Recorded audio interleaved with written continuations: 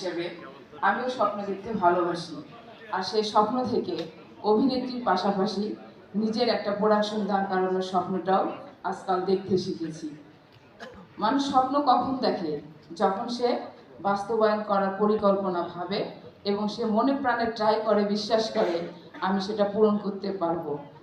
আমার মধ্যে সেই জিদটাই পোষণ আমি নিজেই বুনতে শিখেছি, কবে আমি নিজেও জানি না।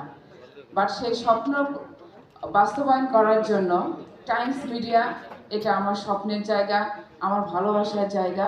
টাইমস মিডিয়া হচ্ছে আমার নিঃশ্বাসের জায়গা, আমার প্রশ্বাসের জায়গা। সেই টাইমস মিডিয়া থেকে আমি সর্বপ্রথম যাত্রা শুরু করি মিজানুর রহমান লাবু ভাইয়ের ডিরেকশনে আত্মবিবিলেন সিনেমা দিয়ে। আমি সাংবাদিক ভাই বোনদের কাছে আশা করব আমার এই সিনেমাটা যেন সবার দর্শকদের দ্বারের কাছে যেন পৌঁছায়। এর বাইরে আরো কিছু আশা আছে, সেটা নিয়ে আমি এক বিন্দুও না, আমি এর শেষটা দেখে ছাড়বো। একটা না একটা দিক দিয়ে স্বপ্ন পূরণ হবে, এটা না হলে ওটা হবে।